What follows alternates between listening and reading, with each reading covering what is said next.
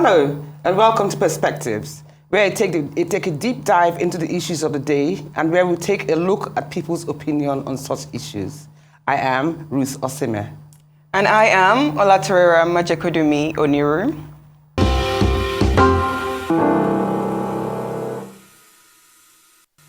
Welcome back to Perspectives here on Arise News.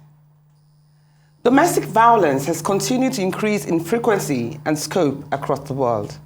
This has been defined as violent or aggressive behavior within the home, typically involving the violent abuse of a spouse or partner.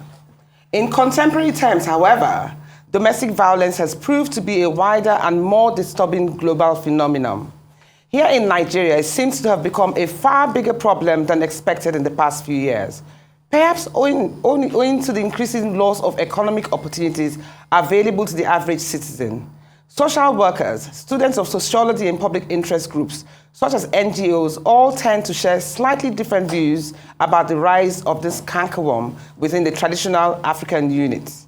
The aggregate impact of domestic violence and sexual abuse has indeed led to a rapid erosion of the cherished values of togetherness and trust in many Nigerian homes. That's right. Violence against women easily stands out as a critical subset of any conversation around domestic violence.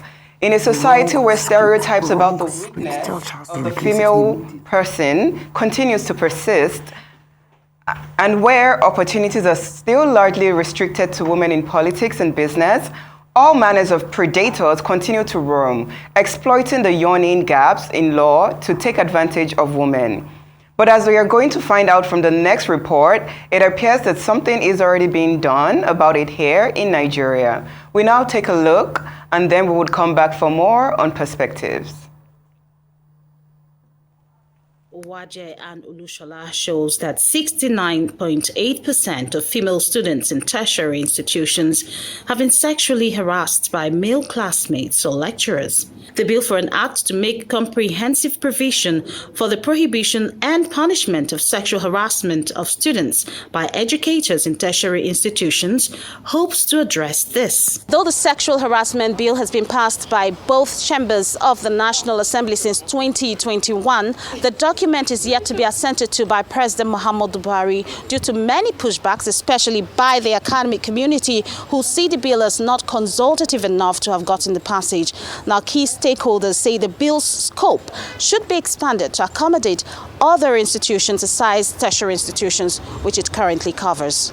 The Women's Rights Advancement and Protection Alternative (WRAPA) brought together stakeholders in the academic community as well as civil rights groups to address concerns about the bill. This particular bill will help our students, as regards to the female students, to also voice out and know that yes, people are actually there to fight for them as regards to harassment. I want to use this opportunity to still pass a message to also our senators, our lawmakers, to also try and make sure the president is not just all about passing the bill, but they should put more effort to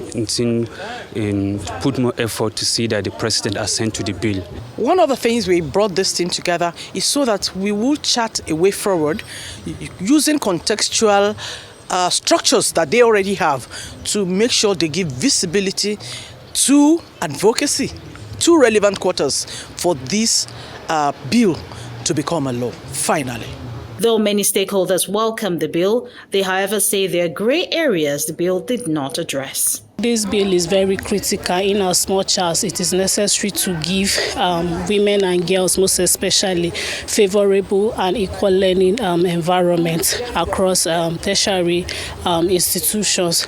So I would say the bill is timely and the content is rich, but then there is need to expand some provisions of the bill. I discovered in the bill that the educators as listed in that bill are not, especially those that I would say they are innocent. They are not protected because there are also possibilities that the students who are also stakeholders within the system can use it to also fight their lecturers. The bill is very discriminatory. It has reduced the issue of sexual harassment to the university system alone. The bill is not well encompassing enough, in the sense that it will be preferable, in my own opinion, for it to start from the primary school, to cover the primary school, the secondary school, and then the tertiary education. When a blind person is abused sexually, the mode of communication is also different. So I think this law should try to incorporate the peculiarities that has to do with persons with disability in protection and preventing of their of sexual harassment. Well, it is not late. These issues raised by the participants here will be documented and forwarded to the conference committee at the National Assembly, harmonizing the bill before it's sent to the President for assent. If there are very serious issues that need to be looked at and canvassed for at Senate before it is assented to, we will document it, and RAPA will ensure and coordinate that it goes to the conference committee, and that is why we are here, because it is not late. But one thing I know is that it is better you get a law passed than not getting it, because it is easier to get a law amended. It is hoped that with constant advocacy and push from civil rights groups, the bill will not only be passed into law, but will be immediately assented to by President Muhammadu Buhari. Georgina Ndukwezaika, Arise News. Isn't this so unfortunate? This is a very, very sad prognosis that we have here. You know, the issue of rape and sexual abuse and domestic abuse is something that's very close to my heart, because a lot of people have gone through this, and it also determines their life after the incident has happened. And for instance, it has been estimated that 736 million women, almost 1 in 3, have been subjected to physical or sexual intimate partner violence. In Nigeria? Yes, at least once in their lives. Very close to my heart too. It's an issue that has been going on for so long, and I believe we have to find a mediatory way to make sure that it starts to be alleviated against all genders. It happens to men, it happens to women. It's almost toxifying the society, that people that go through so much trauma, when they're victims of domestic abuse, of rape, of sexual abuse. And so it's an important subject today that we're addressing. Another thing that we have to address is that why is this thing not given the attention that it deserves? Why is it not handled like the cases of murder or fraud or any other white-collar crime? Why is rape something that is seen as something that should be swept under the carpet? Sexuality has been hidden for so many years, and is even part of why we're clothed as human beings. But it's a topic that we can't hide for so long, because like you said, 1 in 3 women are domestically abused, and 1 in 4 women are raped before the age of 18. And for men, it may be much less figures because they are largely unreported, but there are cases of men being abused. It's just that the men are not taken as seriously as the women. You know, I mean, if you talk to most guys, they were disvirgined by their mates when they were 12 or 13, which, if you look at it, it's just as serious as a girl who is raped at that same age. It is. And another thing also I think that affects rape victims is the social stigma. You find that a lot of people don't want to report their cases, first and foremost because legally they might not go far. And then secondly, because the families, for instance, can say, oh, let's hide it under the carpet. We don't want you to be seen as that girl that was raped. And then there are also those who think, well, if maybe it's the way you dress, or maybe why did you put yourself in such a situation and what have you. But they victimize the woman exactly. more. It doesn't justify the act. Oh, you caused it. It was your fault. You shouldn't have tempted whoever raped you. Exactly. Like, for instance, a couple of days ago, somebody sent me a letter. A rape victim sent me a letter saying, when she was in university, on her final year in university, she got raped. She reported it to the authorities, and then they went to court. Her father also was with her. Imagine what he would have gone through. And I remember her saying that they lost the case because it was her word against the guy. And I remembered her saying that her father said if he had the opportunity, he would have killed the victim, the perpetrators, with his bare hands. But it was the after effects of the act that she emphasized on. She went back to school, was ostracized, was laughed at, and continued to be harassed by the same culprit and his friends. That's quite traumatic. You also find situations where no one should have to go through maybe that. the man has more money. It can be like a boss and maybe a staff. The man has more money. They pay the families. Do you understand? And then they sweep it under the carpet without realizing the after effects, the psychological effects that it was going to have on the said victim. There are also cases where, for instance, my former maid lived in Face Me, I Face You house. And the landlord, the owner of the house, used to sexually abuse the children. And every time any family came to protest, he would give them their abode rent-free for like 6 months to 1 year. So bad. That was his own way of saying sorry. So these are many, many instances that people I had a face. friend who, very intelligent girl, maybe about 10, 15 years back, and she was brutally raped. And it changed her life significantly. Of course it would. She went from, being a straight-A student, being a very social person, to being a very reclusive person. She had this sort of phobia for going out. She didn't want to be in the public eye. There were times she was threatening to commit suicide. I mean, what rape victims go through. And you can never undermine it. You can never underplay it. Absolutely not. And I think people who do rape need to actually understand how deeply it affects the victim. Yes. Because sometimes they think, oh, if I rape her, she'll probably enjoy it. She'll be fine. She'll survive. I don't even know. If she says no, she's saying no. And you need to listen to that no. And you need to respect that voice that's saying no. I don't even know whether it's so much that the men think you enjoy it.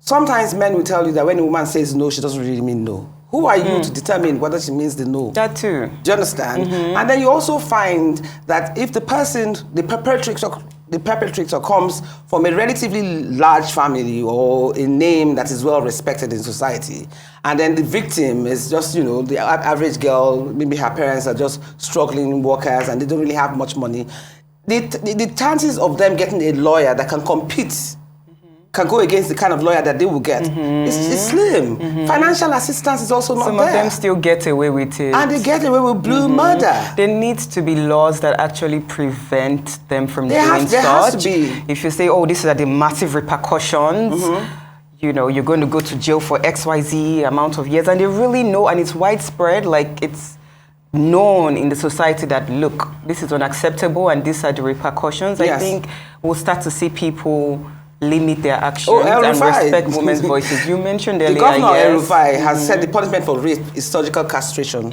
of your member.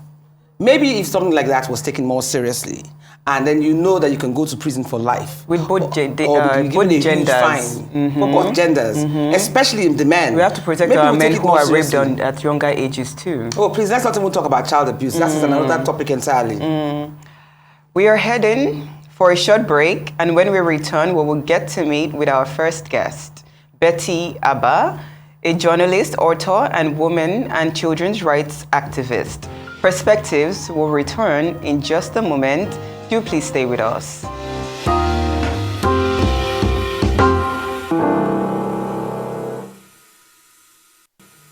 Welcome back to Perspectives here on Arise News. The increasing incidence of domestic violence in Nigeria seems to be exponentially outstripping the capacity of government and the law to effectively checkmate the menace. Government's interventions are most times considered inadequate, and the ensuing vacuum has over the years been filled by individuals and non-profit organizations. As we make progress, we are now being joined by Betty Abah, a woman and child rights activist. Betty is also founder and executive director of Sea Hope, a child girls' rights and development non-profit organization. Great to have you, Betty. According to UNICEF data... Thank you very much. My pleasure to be here. Okay, welcome, Betty. Good to see you. According to UNICEF data... Thank you. 1 in 4 Nigerian girls are sexually assaulted before the age of 18. Despite an increase in activism, justice is rare. Nigeria, a country of 206 million people, had just 32 rape convictions between 2019 and 2020, according to data from Nigeria's National Anti-Trafficking Agency. Section 283 of the Penal Code Act 1960 also says that any person who commits the offense of rape is liable to imprisonment for life, with or without caning, for any less term that shall also be liable to fine. With the increase of rape crimes here in Nigeria and its very low reportage, does this mean punishment stipulated for rape is no longer heavy enough to deter would-be rapists? Because this law is rarely used against them. How can laws be expanded to further enable authorities curb this menace on the rise? Shouldn't such laws be more strict in putting modalities in place for much quicker dispensation of rape cases in Nigeria? Betty, over to you. Thank you very much. Thank you very much. I would say that the overriding factor is the system, the culture in which we find ourselves. And that is the culture of silence, the culture of rape. That is the overriding factor. First of all, most rape cases are not reported because people don't want to be stigmatized. Parents don't want their children to end up being unmarriageable material, so to say. And so in the first instance, in the first case, most rape cases are not reported. And the ones that summon the courage to report at the end of the day, most times don't get the justice that they deserve because there is a huge gap between reporting to the police and getting justice at the end. First of all, you are most likely to be discouraged and to lose the case even at the level of police station, because the police will ask you, what were you doing in his house? Why were you dressed that way? What were you doing out at that time of the night? And then even when it gets to court, the process, the judicial process may take as much as 5 years. And at the end of the day, you still lose the case. So people just look and say, why do they have to go the whole hog when at the end of the day, they're going to be the losers? So they don't... either don't report or don't go all the way to assert their justice. And then we have a huge problem, which is something I've talked about over the years, which is the compromised state of the Nigerian police. The law enforcement agencies are supposed to side with the victim, the survivors of rape, of sexual violence. But what we've witnessed over the years, in my own case, is most times the police siding up with the culprit, the suspects, especially if they have superior financial power. We've had a rape case I've handled sometime in 2014, and it was so bad we had to do a docudrama based on that case last year because this young lady, a teenager, was gang raped by 4 young men. And at the point I came into the case, the police had sided fully with the young man and his family. They had detained the father of the girl, and they had threatened the girl into signing an agreement to free the young boys. And it took our intervention for those boys to be rearrested by the Ogun State Police Command and to be detained in prison. But guess what? The family of the girl, after some time, had to back up the case because they didn't have the financial strength to match with the young man's family and all of that. But at the end of the day, they were detained for 6 months, and for them, that was enough. But many people don't even get the publicity, the support that this young lady was able to get at the end of the day. So having a society, an enabling environment where people can talk about the sexual assault they experience, knowing that the police will side with them as a first point of report, knowing that they can get the support they need, knowing that at the end of the day, the perpetrators will be shamed, will be sentenced, and will be adequately punished, is something that should encourage. But we don't have that kind of enabling environment, and it's something that we really need to look at. It's not just having the law. You talk about the law and whether they are strict or not. We have all kinds of law. The Violence Against Persons Prohibition Act. We have Child Protection Act, and then we shall have the Child Rights Act at the federal level and almost all the states in Nigeria. But it's a matter of implementation. Are they enforced? Are the rape perpetrators punished enough to serve as deterrent so that other people don't go ahead to violate the sexual rights of other people? Are they shamed enough to serve to discourage potential perpetrators? So we don't have much of that. We have the laws, all the ingredients, so to say, to protect people, to punish and all of that, but they are not enforced. And then we have a huge stumbling block in the form of law enforcement agencies, and that has to be dealt with before we can say that people are protected enough, before we can say that women and girls are protected, even young boys and men are protected against rape, and that we have enough enforcement on ground to discourage potential rapists. Absolutely. Betty, a woman's no is a no. A man's no is a no. A man's body is not a crime scene. A woman's body is not a crime scene. In Nigeria today, 1 in 4 women are raped before the age of 18. That figure has been speculated to be almost similar to men and young boys who are being raped by domestic helpers at home. There is a push to minimize rape cases. There are laws being passed. There are conversations here and there. What can we do to make sure that the society, people who believe that they have the right to infringe on another person's space, another person's right, how can we make sure that they understand that the other individual's no is a no and respect the other individual's decision? Thank you very much. Like I said earlier, when you punish the culprits, the offenders, it will serve as a deterrence to others. Because as long as we allow people who violate the rights of others, who sexually assault young people, including babies, as long as we allow them to go scot-free, this culture of rape will thrive. So the solution, as far as I know, and that has been practiced all over the world, is to ensure adequate punishment for offenders. Public disgrace. They have to be publicly shamed. That is just the solution. And then people have to be aware of their rights. You have people, we've had cases of people sexually assaulting their daughters. We run a shelter. So we have all kinds of cases. People who, girls who have been sexually assaulted by their parents, their fathers, or their stepfathers, house help, and we have a lot of cases, house help coming in who have been sexually abused by, or even serially abused by their madam's husbands. It's something that is so prevalent, but it's rarely talked about.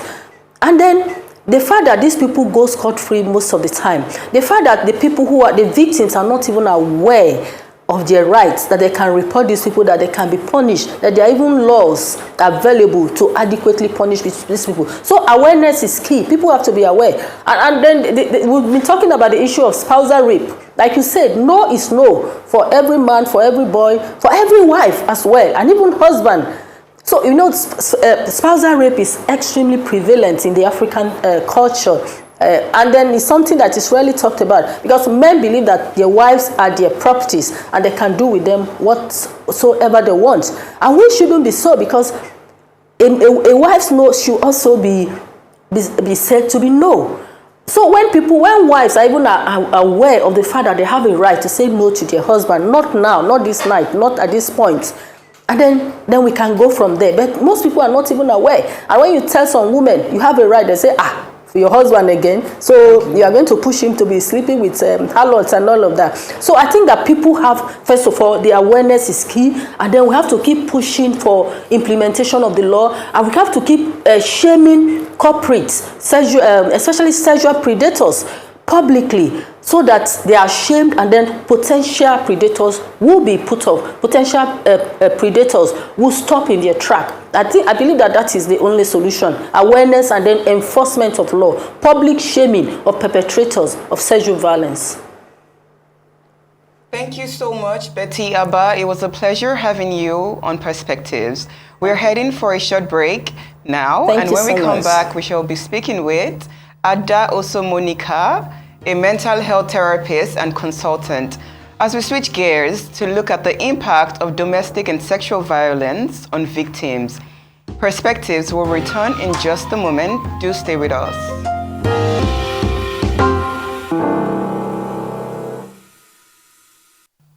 Welcome back to Perspectives here on Arise News.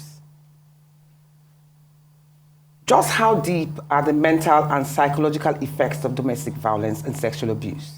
And how effective has the legislation been as a tool for checking both abuses in Nigeria? Is there need for more legislation? Is the government doing enough to complement the efforts of concerned individuals and organizations in this direction? Well, to help us identify possible answers and further interrogate relevant aspects of this matter, we are now being joined by a mental health therapist and consultant, Abah Osomonika. Abah, many thank yous for joining us today. We're pleased to have you here. How are you? I'm fine. Thank you for having me. Good to see you, Abah.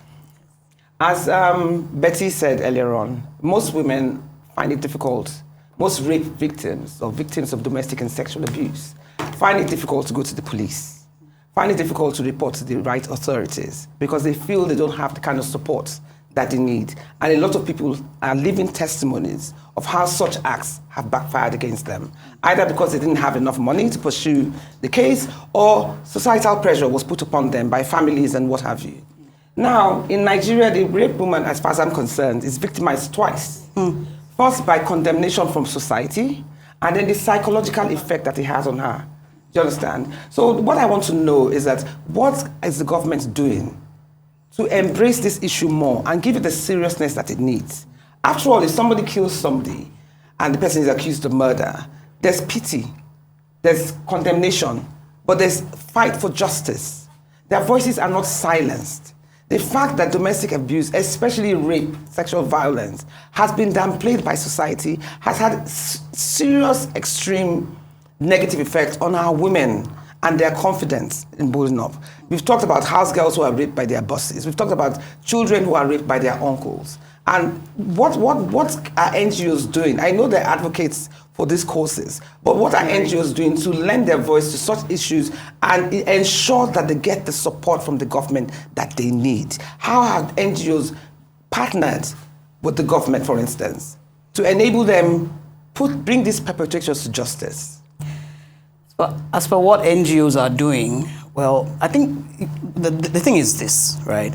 Aside from being a situation like there's something very key that you said, the victims are like shamed twice. It's like traumatized over and over, you know. So yes, NGOs are doing certain things, but it's not an issue that can be resolved just like that. We know that. What are the support systems being put in place? Well, I know that Lagos State government... Rehabilitation homes, rehabilitation homes, there are rehabilitation homes in Nigeria quite all right.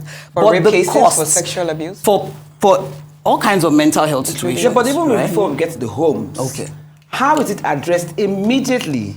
Because what confidence will the person raped have in going to this NGO to seek your help? What confidence do they have that the justice, the courts will give them a fair trial? Right now, I don't think they have that much confidence because the things that we've seen in the past, the person will come all out, say they've been raped and all of that, and then still, at the end of the day, you hear one story that the person was let go in the, you know, the system already is messed up. Let me just say that the system already is messed up. But we should still encourage people to still speak out irrespective. Oh, that doesn't sound very encouraging though. No, honestly, not going to be the true scenarios, especially when you talk about domestic violence and you talk about the mental health implications of that. Okay, so domestic violence is more or less intimate partner violence. So you have women who are being beaten, being attacked on different levels. But if they come out to society and tell people that, look, my husband is doing this or my wife is doing this, for the men, they get shamed because are you not a man? How can a woman be beating you? What do you mean? So the man will automatically... But that happens though. Yeah, it's happening. Women get physical abuse. I mean, I've had cases where I had to tell a man to run for your life.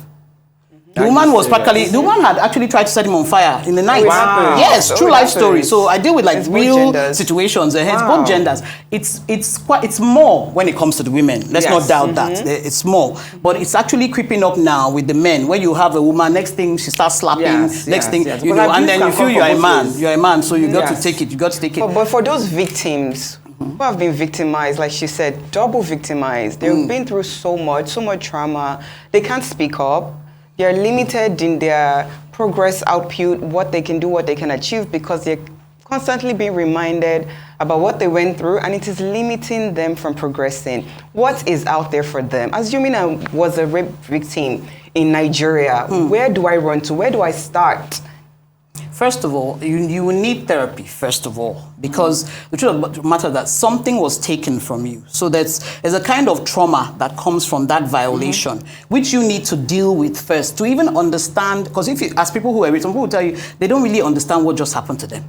They don't even know if it's something that is, how will I say it, like, there's something about coercive control when it comes to things like domestic violence and all of that. They exert a lot of control over the victim. So the victim can be saying, he's beating me, he's doing this and that to me. And it's like the perpetrator tries to make them think that their minds are playing tricks on them. Reverse psychology. That they are just, imagining all these things. They'll see them and their thoughts. So to even talk about it outside, to even come out and say, so I believe that the first thing is get help for the victim. Get the victim to talk to a psychiatrist or a psychologist to get their head straight, for them to even understand what just happened to them. And we have psychologists and therapists that are actually specializing in this area. In Nigeria, we have a few.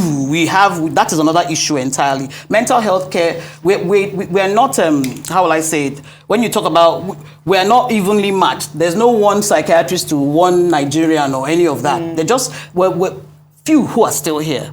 Like, okay, you were saying something about the rehabilitation center. So I was looking for a rehabilitation center for a friend, and the average rehabilitation center in Nigeria would take maybe 250,000 or 300 and something thousand a month to rehabilitate, right? So the person now says, where am I going to get that kind of money? But then you have rehabilitation centers that are charging 500,000. Now you can't even tell them to charge so much less because we're in Nigeria and we know what it is to run stuff like that. So, but that alone, the victim hears and say, or even they'll say, how can I afford that one? 200,000 or 250,000. The victim.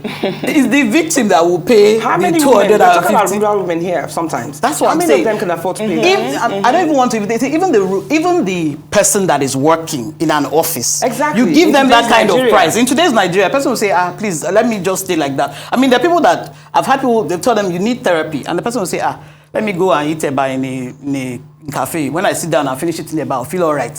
I don't need to pay for therapy.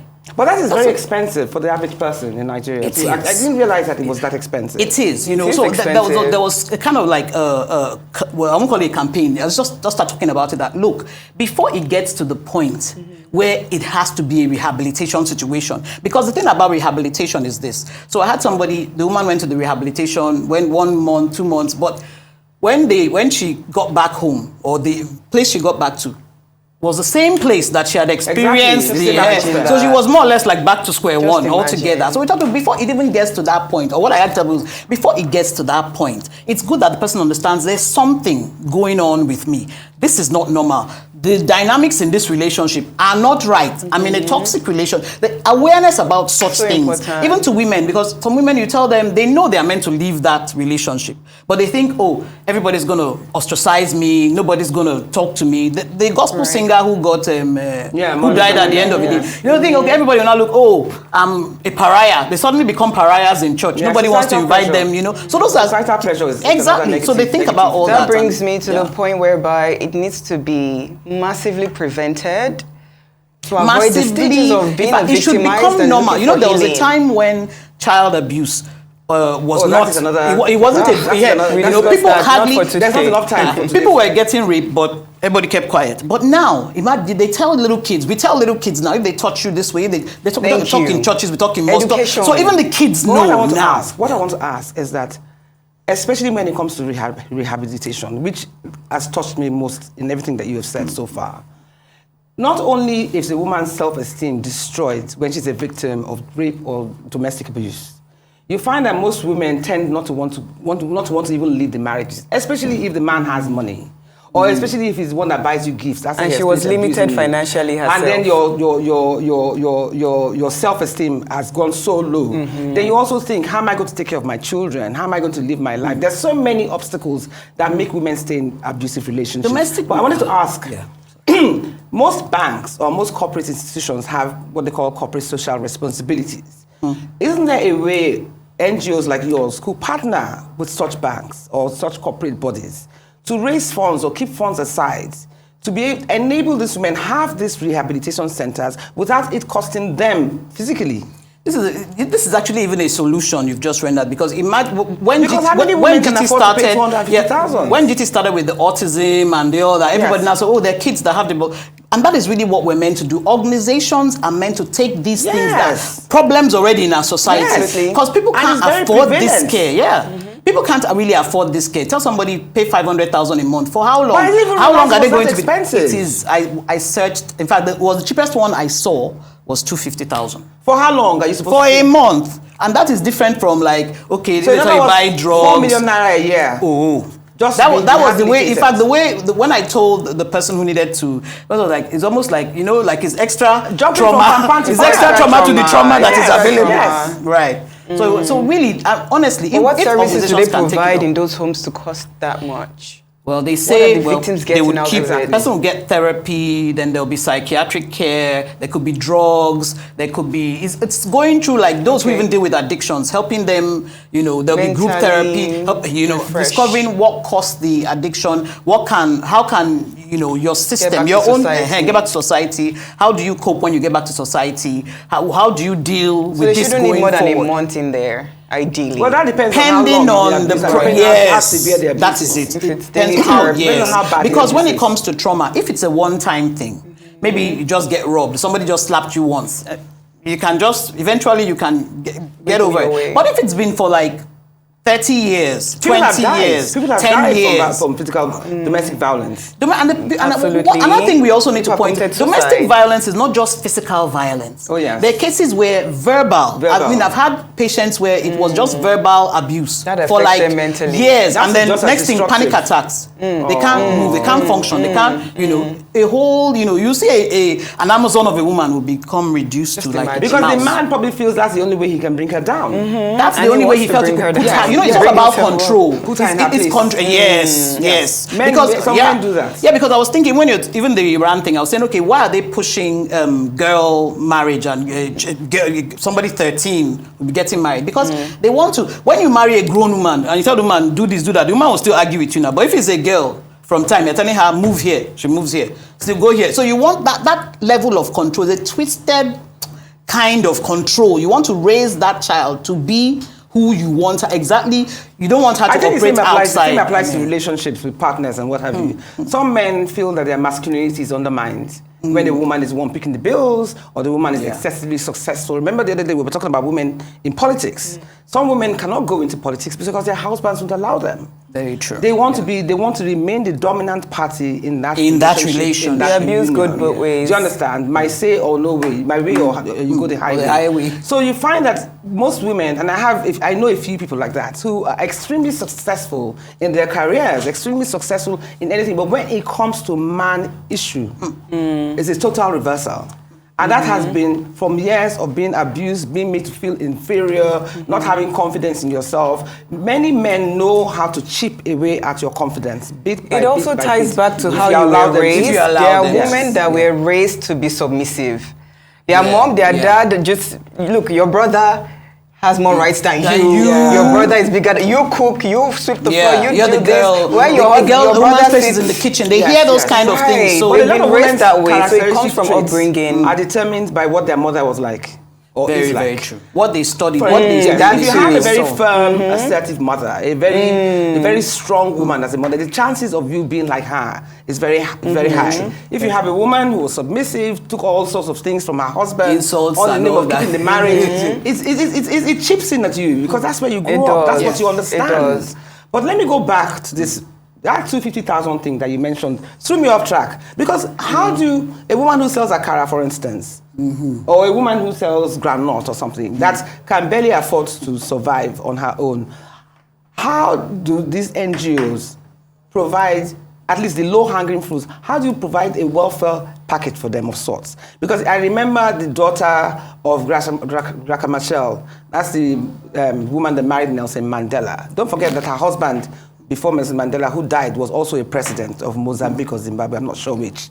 Now, this is a girl with such a strong political dynasty behind her. Her boyfriend at the time beat her up in the car. She lost an eye. This is Graca Machel's daughter. The daughter of South Africa marries to Nelson Mandela, whose husband previous husband was also a president. For somebody of that status, you would expect that such an atrocity would happen to her and the man would be rotting in jail as we speak. As we speak now, I don't know how updated it is, but as we speak now, the man is still walking the streets a free man. So if something like that can happen to Egasha Machel's daughter, what chance does the rural woman stand? So what I want to know is that most NGOs, a non-profit organization, for instance, do you make allowances for welfare packages? Because I know she, Egasha Machel's daughter, created welfare packages for victims like herself. So do you make allowances for welfare packages that can at least enable them to start a business, find a place, get back into society gradually? Okay, yeah. Well, not necessarily. It might not necessarily be the rehabilitation NGO that would do that, but I've seen and heard of some NGOs that, when it comes to finance, they try to train the women as per how to save, how to invest at their own level. Yes, to make them financially independent. Yes, because if the woman is independent, really, if she can get up and say, look, this is enough. I can, after all, because in some cases, the women are even making the money. They are the ones paying the bills. The women who are even paying the bills. They are paying the bills. They pay the rent. They pay the everything. Exactly. And then they get beaten black and blue at the same time. So bad. It's as if the more they beat you, the more they feel yes, that look, at least you are still... There was a successful dietitian the other day. Beautiful woman. She was about 6'4". She had very long hair and she had a very strong, commanding presence. And anytime you wanted to lose weight, she was the go-to person. She was married to her husband.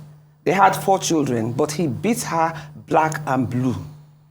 So much so that when she left him, the family, like just a singer, the family were happy that you've now. This is a very successful woman. You're finally moved on. You're going to start your new life. Blah blah blah.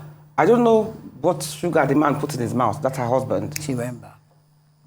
Lo and behold, before you could say Jack Robinson, before she could even start her life as a single woman, she went back. What you call toxic love. Say she's 6 It's almost like Stockholm syndrome, she's 6 where foot under. You are in prison, but you're still attracted to your captor, yes. so to speak. Because it's really, domestic violence, it goes so much deeper. It's so much deeper. Than, because it's intimate partner violence. You don't know how much that person, has imputed into the victim, and how much the victim craves that acceptance, craves. It's all about that. It's all about chipping on your self-esteem. Yes, they do that so successfully that after a while you don't even think anybody will find you attractive. Exactly. So you marry a woman with all your children. Who's going to marry you? Who's going to marry you? We're not even. Nigeria is not even that kind of society where someone might tell you, "Oh, just with 2 kids, though." And what still? You start to even hide. Oh, I fell down the stairs. Oh, he didn't really slap me. Oh, it was just I provoked him. He was just angry. He was just angry. Well, let's pray That's for how him. It is. That's the one you hear in the other settings. Let's pray on this for note, him. we can never finish this issue of this sexual abuse and domestic violence. But I'm praying that as we discuss it further, hopefully, with time, there'll be a huge progress in moving forward. Yes. So we are heading for a short break, but stay with us. Up next on Perspectives.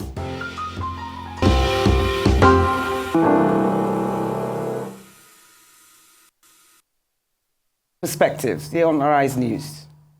Iran this week blocked access to Instagram and WhatsApp and imposed drastic restrictions on internet access as the official death toll from 6 nights of protests rose to 9.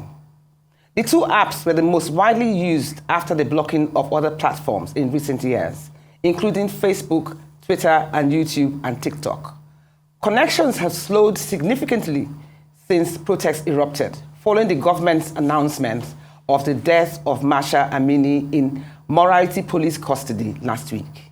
Our guest, Ada Oso Monica, is still here with us. Now, Ada, isn't this sad? This is a very, very, very sad story. And what has happened is that it has created global angst and global rage.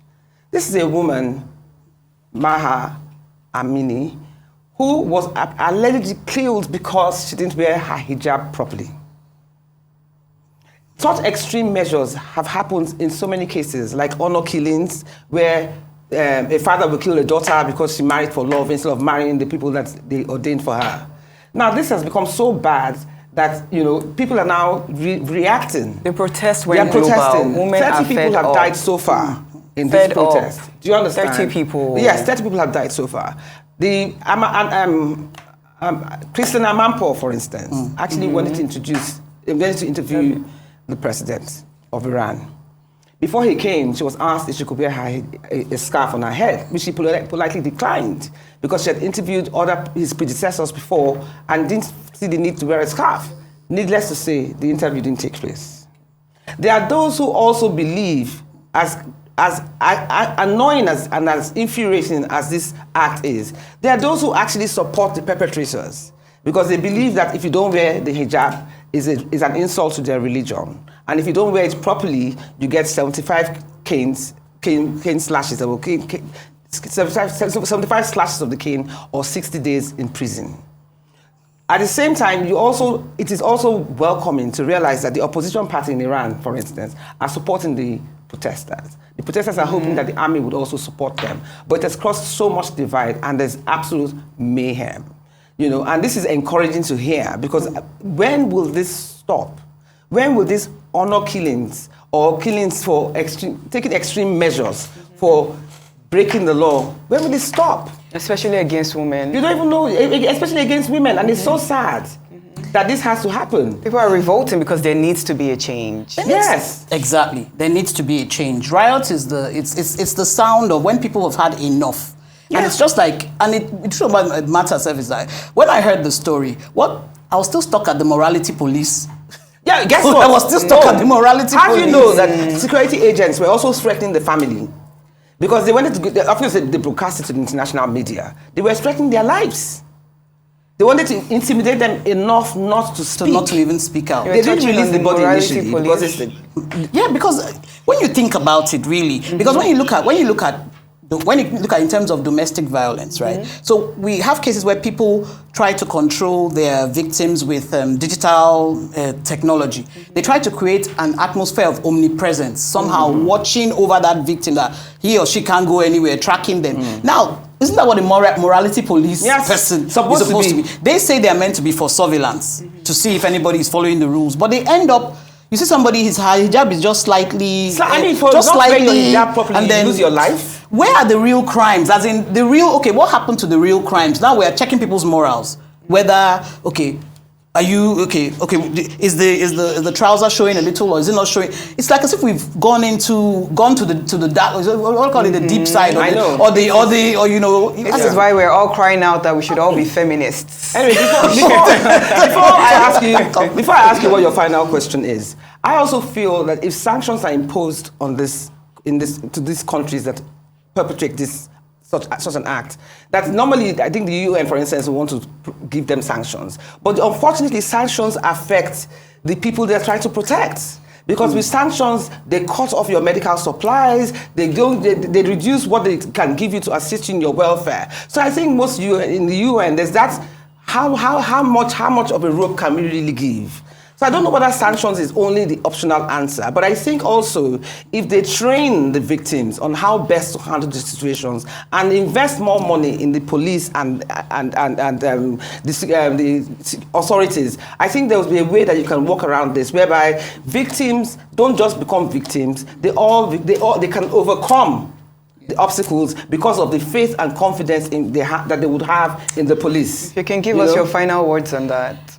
I think the violation of the human rights matter. The human rights in that country against women, as in, why should women not have autonomy or human dignity to be able to say, this is what, these are their rights. So I think they need to even address that aspect when it comes to that. Because women don't make their own decisions. They have to either talk to their husbands or their parents. Right. They can't really make any decision about anything. Okay, you're talking about in the Far East. In Iran. Yeah. So I think if aside from sanctions and dealing with whoever they want to deal at those higher levels, they need to address the human rights concerning women. The rights of women. I wish we had more time to discuss this, because as you can see, it's a very passionate topic. And I think a lot of women need to lend their voices. Do not keep your voices silent. Exactly. Your NGO is critical to our development. And we will get there. We will get there. Yes. So thank you so much, Abah, for being our guest today. That's all we have for today. You've been watching Perspectives here on Arise News with me, Ruth Osime. And I'm Olatorera Majakudumi Oniru. Goodbye for now.